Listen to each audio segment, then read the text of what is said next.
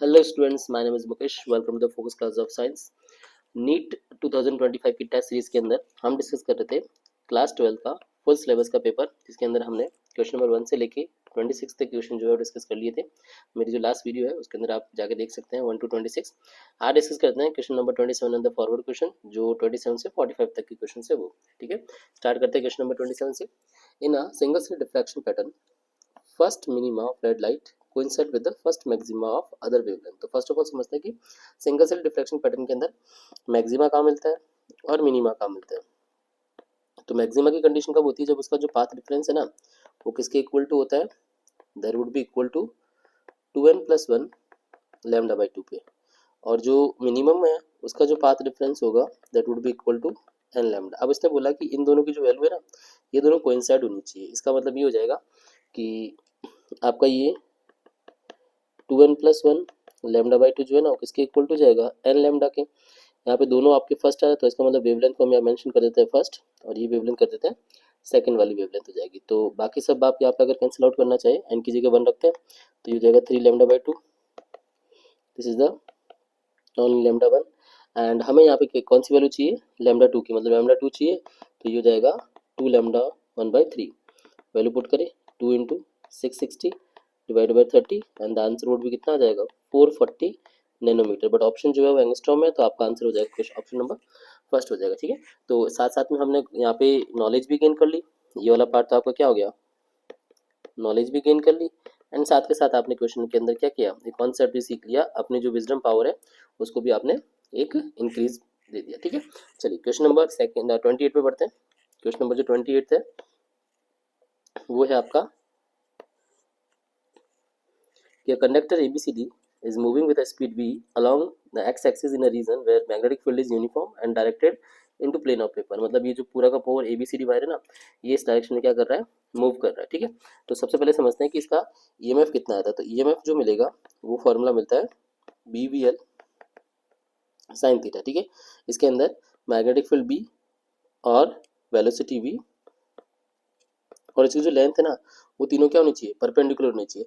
अगर हम यहाँ पे देखें तो सबसे ज़्यादा जो लेंथ मैक्सिमम है वो कहाँ से कहाँ तक पॉइंट के लिए? बी से सी तक के पॉइंट के लिए। यहाँ से यहाँ तक इसकी जो लेंथ है वो मैक्सिमम है। इसका मतलब है कि थ्रू आउट द BC जो होगा ना वो इसका EMF भी क्या रहेगा? मैक्सिमम रहेगा। इसका मतलब ऑप्शन नंबर आपका कौन सा हो जाएगा?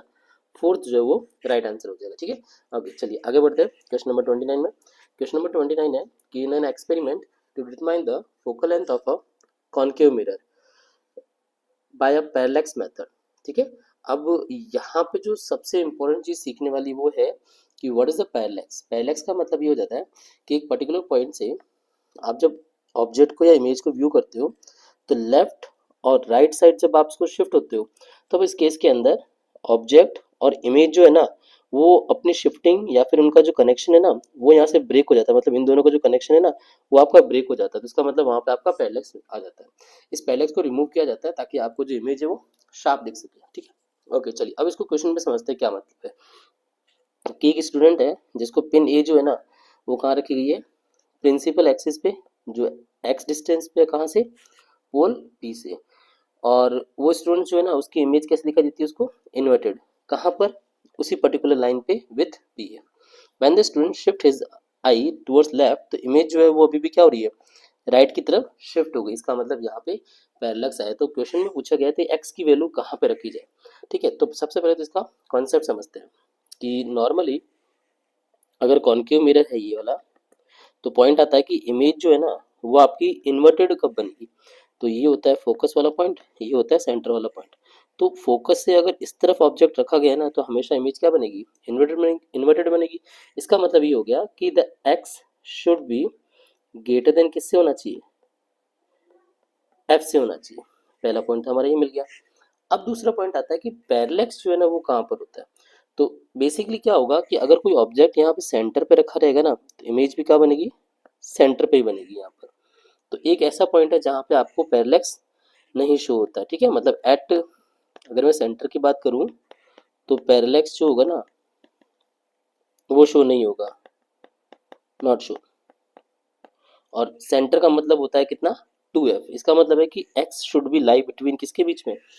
x की जो वैल्यू होनी चाहिए that should be lie between C and F होना चाहिए। इसका मतलब हो जाएगा the X should be less than किससे 2f हो जाएगा। ठीक है, तो इस हिसाब से हमारा जो ऑप्शन मैच हो रहा है वो कौन सा ऑप्शन मैच हो रहा है, फर्स्ट वाला जो ऑप्शन है वो हमारा, सॉरी सेकंड वाला जो ऑप्शन है ये हमारा मैच हो रहा है। आई होप ये चीज़ समझ में आ गई होगी कि पैरेलैक्स रिमूव कब किया जाता है एंड ऑब्जेक्ट जो है इन्वर्टेड इमेज कब शो करेगा, ये चीज़ आपके दिमाग के अंदर पहले से क्लियर होनी चाहिए। चलिए हम बढ़ते हैं क्वेश्चन नंबर 29 के अंदर। क्वेश्चन नंबर 29 है कि PN junction diode is used in a reverse bias to detect the intensity of light।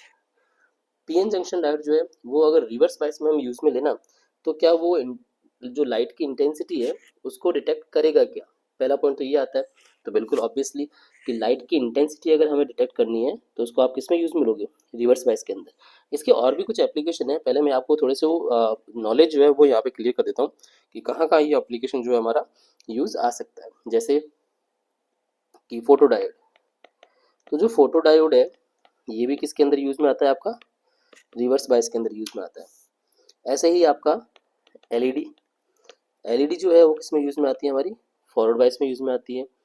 ठीक है, तो ऐसे और भी कॉन्सेप्ट है जिसमें आपको पता होना चाहिए कि पर्टिकुलर जो बाइसिंग है वो किस में होती है। ऐसे पीएन जंक्शन अगर वो रिवर्स बायस में यूज में करते तो हम क्या यूज में कर सकते हैं, लाइट की इंटेंसिटी, मतलब एलईडी की बेसिकली किसकी बात कर रहा है वो, फोटो डायोड की बात कर रहा है। ठीक है, चलिए ये स्टेटमेंट सही है।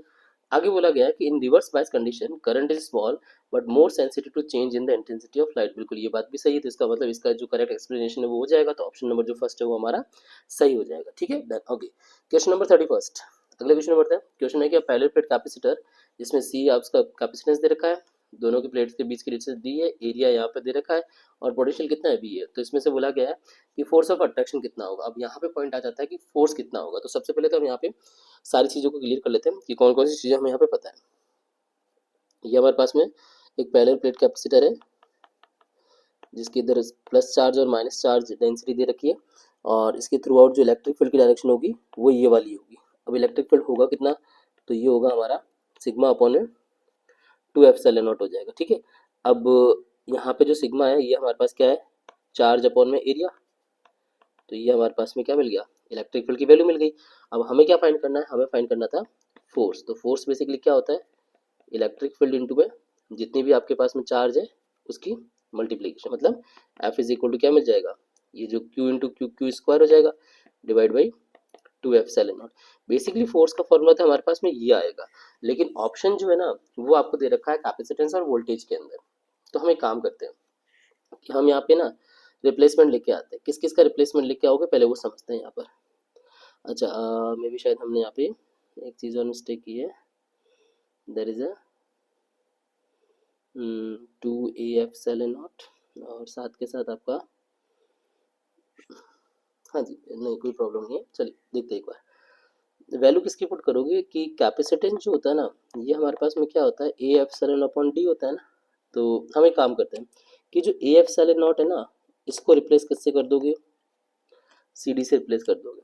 पहली चीज़ तो ये हो गई। दूसरा जो है ना ऑप्शन में किसी में भी चार्ज का कोई रोल नहीं है, तो हम यहाँ पे चार्ज को भी रिप्लेस कर सकते हैं। चार्ज इज इक्वल टू क्या होता है, सी वी होता है। इन दोनों की वैल्यू का फॉर्मूला पुट करते हैं तो एफ इज इक्वल टू क्या मिलेगा, सी स्क्वायर वी स्क्वायर डिवाइड में 2 एप्सिलॉन नॉट की जगह लिख दोगे सी इंटू डी, तो एक सी से एक सी कैंसिल हो जाएगा, you will get C V square upon में 2d। कौन सा ऑप्शन हमारे पास मैच हो रहा है, दिस इज ऑप्शन नंबर जो थर्ड है वो यहाँ पे मैच हो रहा है। ठीक है, क्लियर है। तो कॉन्सेप्ट भी गेन कर लिया और साथ के साथ हमने इसका क्वेश्चन का सॉल्यूशन भी देख लिया। क्वेश्चन नंबर 32, इलेक्ट्रिक डायपोल है जिसके पास में आपकी क्या दे रखी है, लेंथ दे रखी है, इसका चार्ज दे रखा है और कितने एंगल पे प्लेस किया गया with uniform electric field 60 degree पे। इसका मतलब है कि इलेक्ट्रिक फील्ड की डायरेक्शन तो इधर थी और डायपोल को जो है वो इस डायरेक्शन में प्लेस किया गया है, कुछ ऐसा इस डायरेक्शन में प्लेस किया है, जिसके साथ में एंगल कितना बना रहा है, ये एंगल बना रहा है हमारा 60 डिग्री बना रहा है। ठीक है, अब आपसे पूछा गया है कि इसमें पोटेंशियल एनर्जी कितनी होगी। तो पहले तो हम चेक करते हैं कि डायपोल मोमेंट कितना होगा और इलेक्ट्रिक फील्ड की वैल्यू जो है वो कितनी है। ठीक है, हमें यहाँ पे टॉर्क दे रखा है, तो दो रिलेशन हमारे पास मिलते हैं कि टॉर्क इज इक्वल टू जो पहला फॉर्मूला मिलता है वो मिलता है पी ई साइन थीटा, और जो दूसरा फॉर्मूला मिलता है वो मिलता है आपका पोटेंशियल एनर्जी का जो कि होता है minus P E cos theta. अब यहाँ से हम पीई की वैल्यू जो है वहाँ पे सब्स्टिट्यूट कर देंगे। टॉर्क की वैल्यू 6 दे रखी है, डायपोल मूवमेंट कितना आ जाएगा, इसको हम सॉल्व नहीं करते हैं, इसको हम सब्स्टिट्यूट कर देंगे, सीधा पी कर देते हैं। साइन 30 साइन 60 है ना, तो साइन 60 होता है √3/2। तो यहाँ से पी ई की वैल्यू कितनी मिल गई, 12/√3। इसी को आप सब्स्टिट्यूट करो पोटेंशियल एनर्जी में, तो potential energy is equal to कितना मिल जाएगा, यहाँ तो हो जाएगा -12√3 और cos 60 होता है आपका 1/2। तो जो इनडायरेक्टली जो आपका आंसर आएगा वो कितना आएगा, -6 अपॉन में √3 आ जाएगा। अब आपको ऐसा आंसर तो नहीं मिलेगा, आपको रैशनलाइज करना पड़ेगा, एंड जब रैशनलाइज करोगे then you will get the minus का 2√3 जो है वो आपका फाइनल आंसर हो जाएगा। इसका मतलब ऑप्शन नंबर जो फर्स्ट है आपका यहाँ पर सही हो जाएगा। आई होप यहाँ पे चीज़ें आपको क्लियर हो गई कि दोनों फॉर्मूले जी आपको यूटिलाइज किए गए, एंड इसको इस तरीके से सॉल्व किया जहाँ पे इलेक्ट्रिक फील्ड और डाइपोल मूवमेंट की आपको नीड ही नहीं हुई है। ठीक है, चलिए आगे बढ़ते हैं। नेक्स्ट क्वेश्चन, क्वेश्चन नंबर 33 है कि टोटल कैपेसिटी ऑफ सिस्टम निकालने, मतलब सी इक्विवेलेंट निकाला। अब ये क्वेश्चन बड़ा इजी हो जाता है, ऐसे क्वेश्चन जब एनडीए पूछता है तो यहाँ पे बच्चों के लिए चीज़ें बहुत क्लियर कर देता है कि हाँ आप मैक्सिमम से मैक्सिमम ऐसे क्वेश्चन अटेम्प्ट करो जिसमें आपके चांस हो के अच्छा स्कोर बन जाए। जैसे इस क्वेश्चन में 33 वाले क्वेश्चन में कि सिस्टम ऑफ कैपेसिटर जो है ना, ए और बी के बीच में कैपेसिटेंस निकालना है। तो ये जो 2 माइक्रोफेराडे और 2 माइक्रोफेराडे ये किसके अंदर जुड़े हुए हैं, ये जुड़े हुए हैं आपके पैरेलल में, और पैरेलल में जुड़े रहते हैं तो इन दोनों का जो सी इक्विवेलेंट है वो कितना हो जाएगा, दोनों का मिला के, इन दोनों का मिला के कितना हो जाएगा, नॉर्मल एडिशन हो जाएगा। मतलब ये जो 2 और 2 माइक्रोफेराडे ये कितना हो जाएगा, 4 माइक्रोफेराडे हो जाएगा। पहली चीज़ तो ये हो गई, ठीक है बढ़िया। उसके बाद में हमारे पास में ये जो 2 माइक्रोफेराडे और 2 माइक्रोफेराडे आए हैं, ये आपके हो जाएंगे, सॉरी ये आपके सीरीज में जुड़े हुए थे, माय मिस्टेक। ये जो वैल्यू है ये सीरीज में जुड़ी हुई थी, सीरीज में जुड़ी हुई, इसका मतलब है कि इन दोनों का जो सी इक्विवेलेंट होगा वो हो जाएगा 1 माइक्रोफेराडे। फिर इस 1 माइक्रोफेराडे के साथ में पैरेलल में जुड़ा हुआ है, तो इन दोनों का जो मिला के हो जाएगा वो कितना हो जाएगा, वापस से ऐड हो जाएगा 2 माइक्रोफेराडे।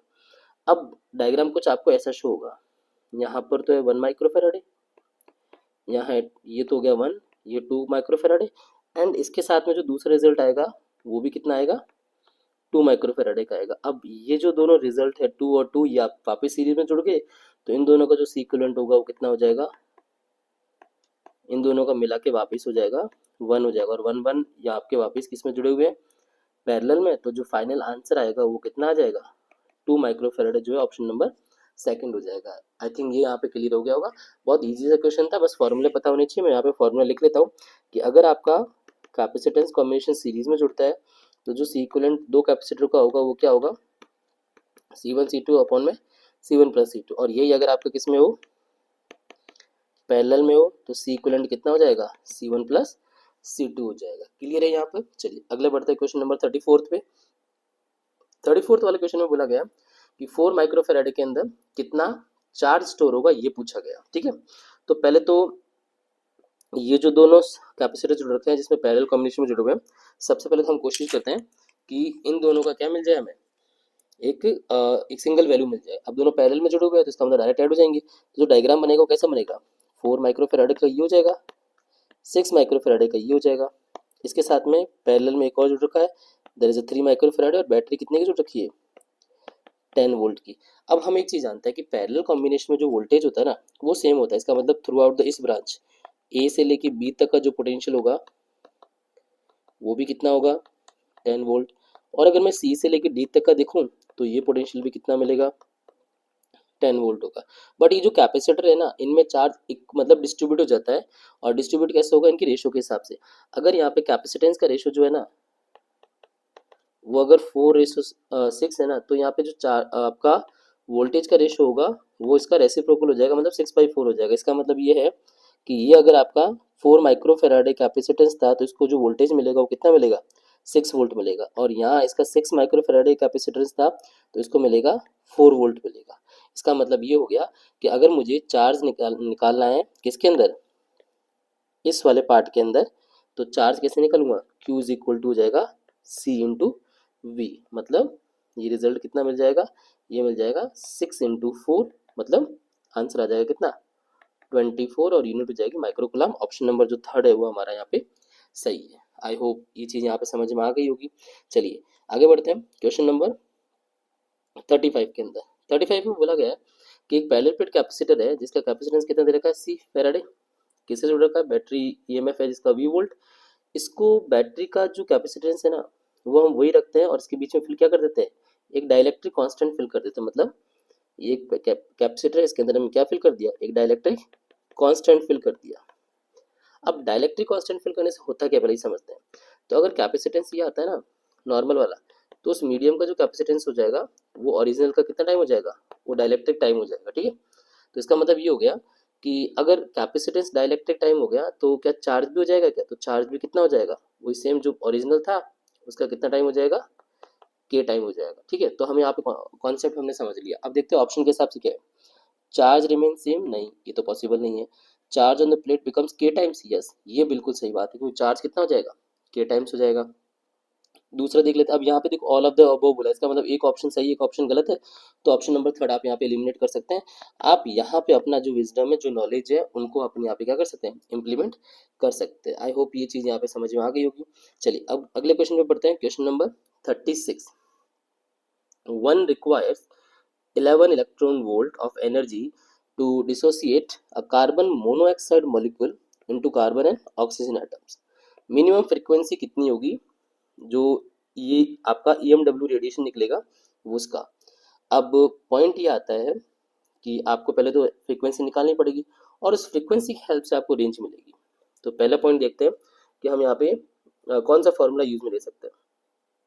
तो आप यहाँ पे लाइक जैसे एनर्जी दे रखी है और हमें फ्रीक्वेंसी निकालनी है, तो जो फोटोन एनर्जी होती है इज इक्वल टू कितना, एच म्यू। तो यहाँ से आप म्यू की वैल्यू निकाल सकते हैं, कितनी होगी म्यू की वैल्यू, जितनी भी एनर्जी है डिवाइड बाई एच। एच की वैल्यू कितनी हो जाएगी इलेक्ट्रॉन वोल्ट में, 4.1 इंटू 10 की पावर माइनस 15 इलेक्ट्रॉन वोल्ट। तो ये कितना मिल जाएगा इलेक्ट्रॉन वोल्ट इंटू में सेकेंड। तो बाकी वैल्यू सारी कट के फ्रीक्वेंसी कितना आ जाएगा, फ्रीक्वेंसी की वैल्यू आ जाएगी आपकी, अगर मैं इसको सिंप्लीफाई करूँ पूरा, देन आई विल गेट 11 4.1 से डिवाइड होगा तो एक रफली आंसर में 2 पॉइंट अप्रॉक्सीमेट 5 हो जाएगा। 2.5 ले लेते हैं और पावर कितनी हो जाएगी 10 की पावर 15 हो जाएगा। ये हमें क्या मिलेगी, एक फ्रीक्वेंसी की वैल्यू मिलेगी। अब पॉइंट आता है कि ये रेंज कौन से रीजन में आती है, कौन से रेडिएशन में आती है। तो मैं आपको यहाँ से चीज़ें क्लियर कर देता हूँ कि जो बेसिकली गामा रे जो है ना या जो एक्सरे हैं, इनकी जो रेंज होती है वो होती है 10 की पावर 22 से 10 की पावर 18 तक की होती है, ठीक है। और वही अगर मैं यूवी रेज की बात करूं तो जिसकी रेंज होगी वो होगी 10 की पावर 14 से लेकर 10 की पावर 16 तक की हो जाएगी। और हमारे पास जो रेंज आ रही है 10 की पावर 15 आ रही है, इसका मतलब इसी रेंज के बीच में कहीं ना कहीं आ रहा है। तो जो आपका इलेक्ट्रोमैग्नेटिक रेडिएशन पास आउट होगा कौन सा होगा, अल्ट्रा वायलेट रीजन का होगा। आई होप यहाँ पे दोनों चीज़ें क्लियर हो गई होगी कि हाँ आपको फ्रीक्वेंसी डिटरमाइन क्या करनी है एंड उसके साथ साथ में आपकी फ्रीक्वेंसी की रेंज क्या होगी। इसके साथ में आप मुझे बताएंगे कि रेडियो वेव जो है ना इसकी वेवलेंथ की रेंज और इसकी फ्रीक्वेंसी की रेंज क्या होती है, ठीक है। और उसी के अंदर आप मुझे एक चीज़ और शो कीजिएगा कमेंट सेक्शन में कि जो एफएम रेडियो है इसकी फ्रीक्वेंसी की रेंज क्या होती है और इसकी वेवलेंथ क्या होती है, ठीक है। चलिए बढ़ते हैं। ओके अगला question, question number 37। Question number जो 37 है, मैं ये पार्ट यहाँ पे अरेंज कर देता हूँ। क्वेश्चन नंबर जो 37 है उसमें बोला गया है कि एंगुलर मोमेंटम बताओ बोर हाइड्रोजन एटम जिसकी एनर्जी -3.4 है। पहले समझते हैं कि कौन से ऑर्बिटल स्टेट के अंदर एनर्जी -3.4 होती है। तो बेसिकली जो एनर्जी का फॉर्मूला होता है वो होता है -13.6 एन स्क्वायर इलेक्ट्रॉन वोल्ट होता है। अगर यहाँ पे एन की वैल्यू 1 हो, मतलब फर्स्ट स्टेट की बात करते हैं, तो जो रिजल्ट आएगा वो -13.6 आएगा। एन की जगह 2 पुट करूँ तो ये रिजल्ट आएगा वो कितना आएगा, माइनस का 3.4 इलेक्ट्रॉन वोल्ट। और एन की जगह अगर मैं 3 पुट करूँ तो जो रिजल्ट आएगा E3 का वो आएगा माइनस का 1.51 इलेक्ट्रॉन वोल्ट। ऐसे एन की जगह 4 अगर पुट करें तो फोर्थ ऑर्बिटल स्टेट में कितनी आएगी, ये आएगी 0.85 इलेक्ट्रॉन वोल्ट। ऐसे करके आप डिटरमाइन कर सकते हैं। हमारे पास कितनी वैल्यू दे रखी है, माइनस की 3.4, इसका मतलब एन कितना हो गया 2 हो गया। चलिए ये क्लियर हो गया। तो एंगुलर मोमेंट निकाल सकते हैं by using Bohr second postulate, और वो क्या होता है कि that angular momentum L is equal to, जिसको हम रिप्रेजेंट करते हैं किससे, L is equal to M V R is equal to N H upon 2 pi. तो एल एन की जगह रखो 2 H upon 2 pi and we will get the answer as a H upon pi, जो है आपका सही आंसर हो जाएगा। आई होप ये चीज़ यहाँ पे आपको बहुत जल्दी समझ में आ गई होगी। चलिए आगे बढ़ते हैं क्वेश्चन नंबर 38 में। क्वेश्चन नंबर 38 में बोला गया है कि पावर अक्रॉस जीनो डायोड कितना होगा वो बताओ। अब जीनो डायोड जो है ना, इसमें बेसिकली जो पावर होती है वो होती है कि इसका बेसिकली वोल्टेज और इसमें फ्लो करने वाली करंट। हम यहाँ पे डिटरमाइन करते हैं कि जीनर डायोड में करंट कितनी फ्लो कर रही है। अब करंट कैसे निकालोगे, तो एक चीज़ आपको यहाँ पे समझ में आ रही होगी कि जीनर डायोड और ये जो रेजिस्टेंस है ना, ये दोनों लगे हुए पैरेलल में। इसका मतलब हुआ कि अगर जीनर डायोड को वोल्टेज की नीड 10 वोल्ट है, तो अक्रॉस 5 किलो ओम जो है ना, इसमें भी वोल्टेज वो कितना होगा, 10 वोल्ट ही होगा। तो इसका मतलब ये हो गया कि मैं यहाँ से जो फ्लो हो रही ना करंट रेजिस्टेंस वाली, ये मैं डिटरमाइन कर सकता हूँ कितनी होगी, I is equal to V upon में आर। वी यहाँ पर है 5 किलो ओम, सॉरी वी कितना है यहाँ पर, दैट इज अ 10 वोल्ट, और ये हो गया 5 किलो ओम मतलब 10 की पावर 3। तो ये जो आंसर आएगा वो कितना आएगा, 2 मिली एम्पियर आएगा। अब 2 मिली एम्पियर तो कहाँ पे आ गया, आपके 5 किलो ओम में आ गया। पॉइंट आता है कि अब यहाँ से करंट कितनी निकलेगी, तो अगर 10 वोल्ट आपको इन दोनों के बीच में मिल गया, किसके बीच में, इस पूरे एक सर्किट के बीच में अगर 10 वोल्ट मिल गया, तो थ्रू आउट 1 किलो ओम जो होगा ना, इस पे कितना वोल्टेज मिलेगा, तो इस पे रिमेनिंग मिल जाएगा कितना, 14 वोल्ट मिल जाएगा। ठीक है, तो इसकी हेल्प से हम निकाल सकते हैं कि 1 किलो ओम में करंट कितनी चलेगी। मतलब करंट अगर मैं टोटल निकालना चाहूँ ना, तो कितनी चलेगी कि 14 वोल्ट डिवाइड बाई 1 इंटू 10 की पावर 3। तो ये जो आंसर होगा वो कितना होगा, 14 मिली एम्पियर हो जाएगा। तो यहाँ से मैं निकाल सकता हूँ कि करंट इन जीनर डायोड कितनी होगी, 14 minus 2 that is a 12 milli ampere. I hope ये चीज़ आपको समझ में आई होगी कि मैंने क्या किया है। मैंने 5 किलो ओम की करंट निकाल दी एंड टोटल जो करंट पास आउट हुई बैटरी से वो फाइंड आउट कर ली, एंड दोनों का जो माइनस होगा वो आपका जीनर डायोड की करंट आ जाएगी। तो आप पावर निकाल सकते हैं। पावर इज इक्वल टू क्या हो जाएगा, वी जेड तो दे रखा है 10 वोल्ट एंड ये हो गया कितना, 12 मिली एम्पियर।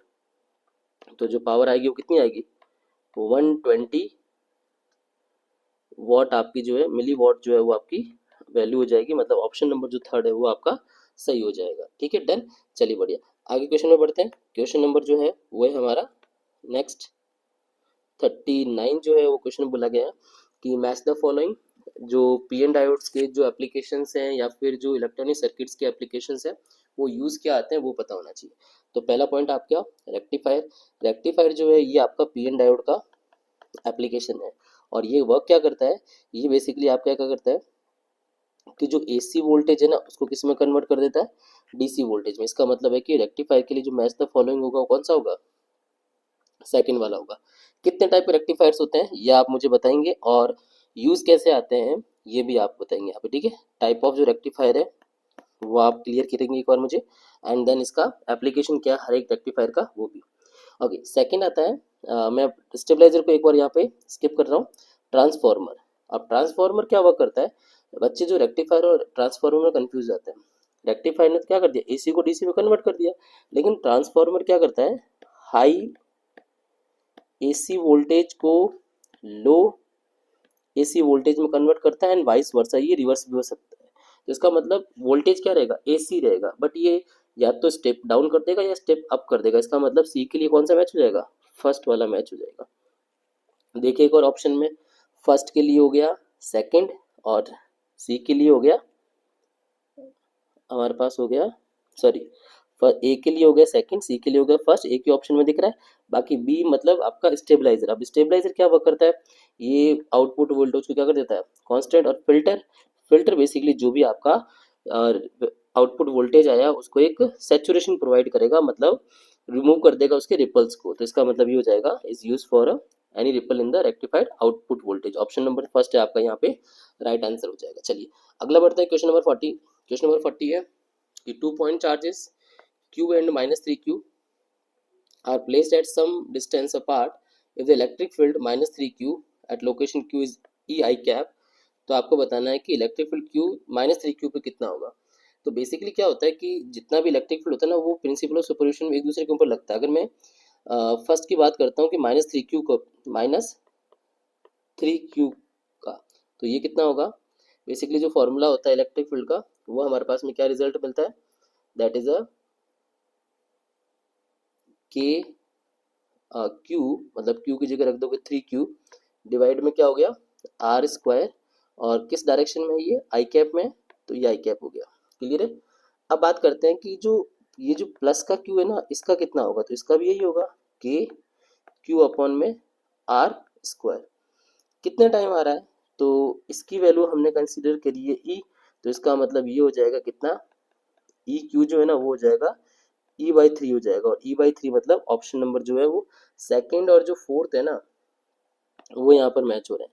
अब हमारा जो दूसरा चार्ज था वो प्लस का था, इसका मतलब E/3 हो जाएगा, E माइनस E/3 आपका यहाँ से एलिमिनेट हो जाएगा। क्लियर है ये, डन। चलिए अगले बढ़ते हैं क्वेश्चन में। क्वेश्चन नंबर जो है नेक्स्ट हमारा 41 है, एंड 41 में बोला गया है कि एक चार्ज है जिसको हैंग किया गया दो पैरेलल प्लेट्स के बीच में, स्ट्रिंग की लेंथ L है, टाइम पीरियड T0 है, कब, जब पैरेलल प्लेट्स क्या है आपकी चार्ज है, और टाइम पीरियड कितना दे रखा है, टी दे रखा है। इन दोनों का क्या पूछा है, रेशियो पूछा गया है। ठीक है, तो सबसे पहले तो नॉर्मल टाइम पीरियड लिखते हैं, क्या होता है, T is equal to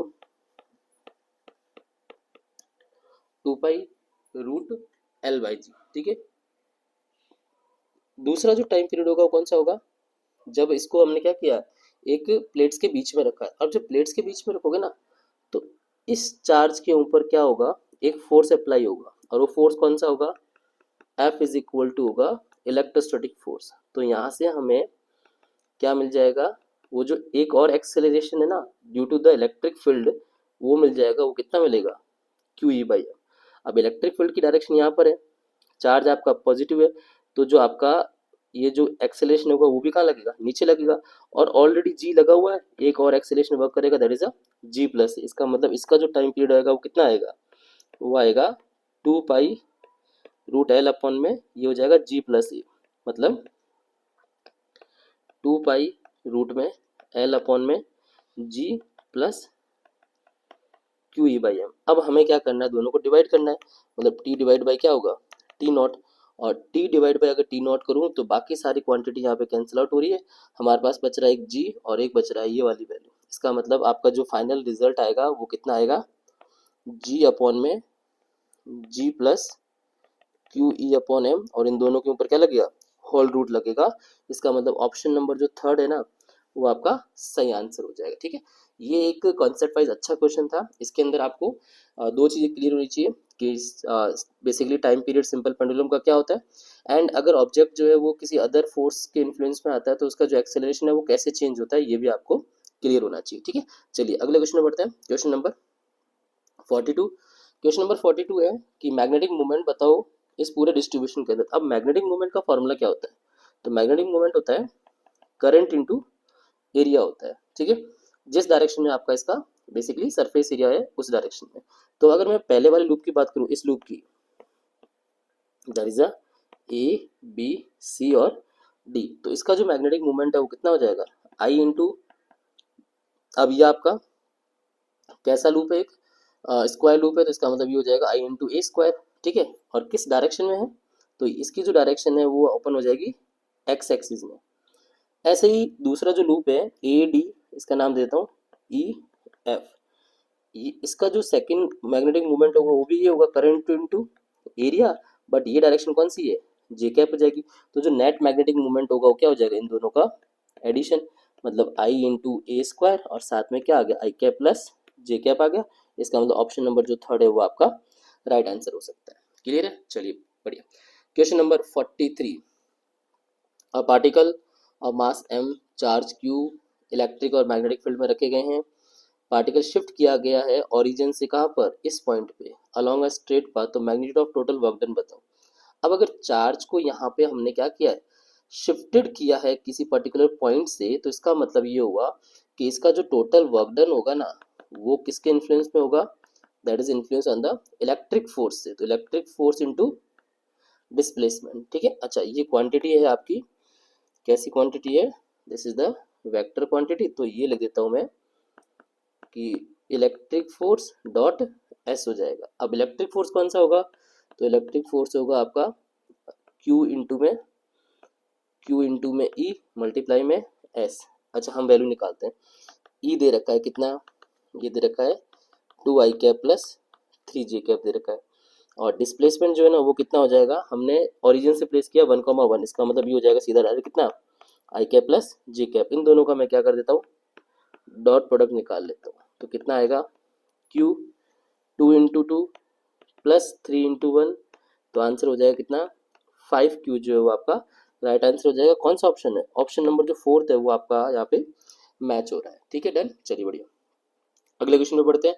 question number जो नेक्स्ट है वो हमारे पास में है कि एक मीटर ब्रिज है जिसका R1 R2 वैल्यू दे रखा है, बैलेंस पॉइंट क्या है 20। इसका मतलब यहाँ पे सोचो एक बैलेंस पॉइंट आया जहाँ पे ये वैल्यू कितनी है 20, तो इनडायरेक्टली दूसरी वैल्यू कितनी हो गई 80 हो गई।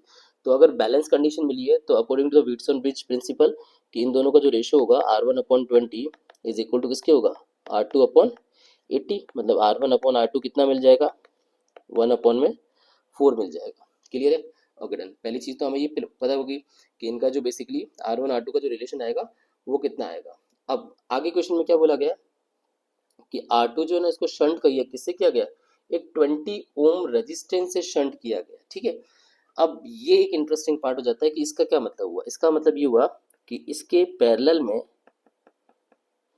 एक रेजिस्टेंस जोड़ा गया है जिसका वैल्यू कितना है 20 ओम है। इसका मतलब अब ये दोनों मिलके एक आपको एक अलग रेजिस्टेंस देंगे और वो कितना होगा, वो जो वैल्यू होगी आर इक्विवेलेंट की वो होगी पैरेलल कॉम्बिनेशन में, जो कि कितनी होती है that is the 20R2 divide by 20+R2।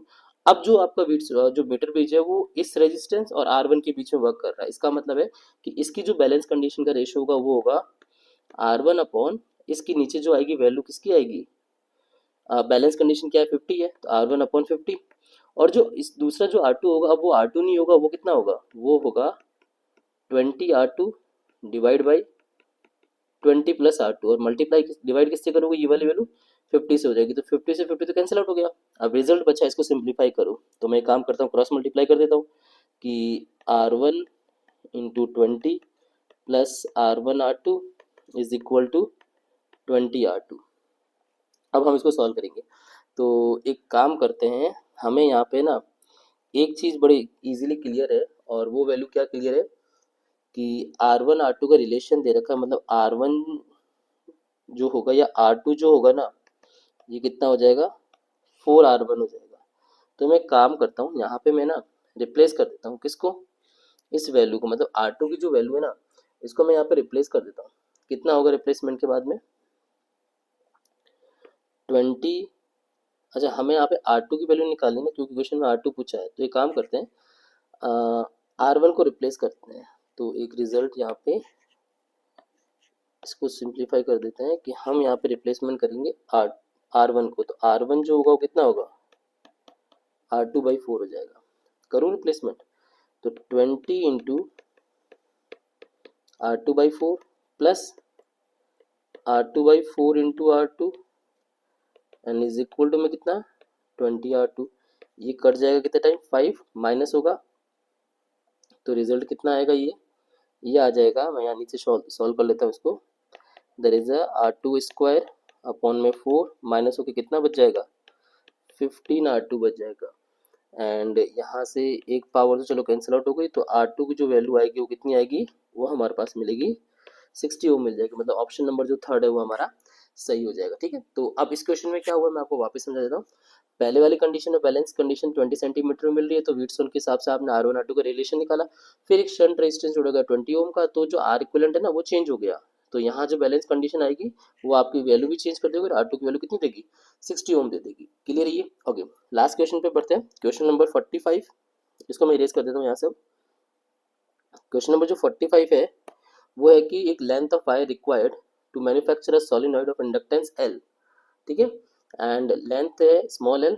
आपको इसमें बोला कि if cross section diameter is consider much less than, तो वो जो लेंथ होगी वायर की वो कितनी होगी। तो सबसे पहले समझते हैं कि जो सोलेनॉइड है इसका सेल्फ इंडक्टेंस होता कितना है, तो इसका फॉर्मूला होता है mu naught N square, N capital N यहाँ पे number of turns per unit length into में एरिया एंड डिवाइड में क्या आ जाएगा उसकी लेंथ हो जाएगी। ठीक है, अब अगर मैं यहाँ पे लाइक रिप्लेसमेंट करता हूँ किसका, कि ये जो कैपिटल एन है ना या फिर ये जो आपके पास में वैल्यूज है स्मॉल एल की, इसको मैं यहाँ पे चेंज कर सकता हूँ कैसे, कि टोटल नंबर ऑफ टर्न्स कितने हैं अगर एन है तो सरकमफ्रेंस इनटू जो एन होगा वो किससे रिप्लेस हो जाएगा, उसकी लेंथ से रिप्लेस हो जाएगा। ठीक है, मतलब कौन सी लेंथ, वो जो लेंथ ऑफ वायर है उससे आपको यहाँ पे क्या कर सकते हो रिप्लेस कर सकते हो। तो इसका मतलब है कि हमें यहाँ से एक रिलेशन मिल जाएगा किसका रेडियस का, रेडियस कितना मिलेगा, इस लेंथ को मैं L1 ले लेता हूँ, तो L1 अपॉन में 2πn। क्लियर है। तो यहाँ से सेल्फ इंडक्टेंस आएगा कितना, L is equal to mu naught N square, area को लिख लो तो पाई आर स्क्वायर, और आर की जगह रख दो ये वैल्यू कितनी, L1 अपॉन में 2πn का होल स्क्वायर, और डिवाइड में क्या आ जाएगी, एक और L वैल्यू आ जाएगी। अब जब इस पूरे रिजल्ट को अगर मैं सिंप्लीफाई करूंगा तो मुझे L1 और ये जो L है ना, इसके बीच में एक रिलेशन मिल जाएगा, और रिलेशन कितना होगा, अगर इसको मैं पूरा सॉल्व करूं तो हमें कुछ मिलेगा।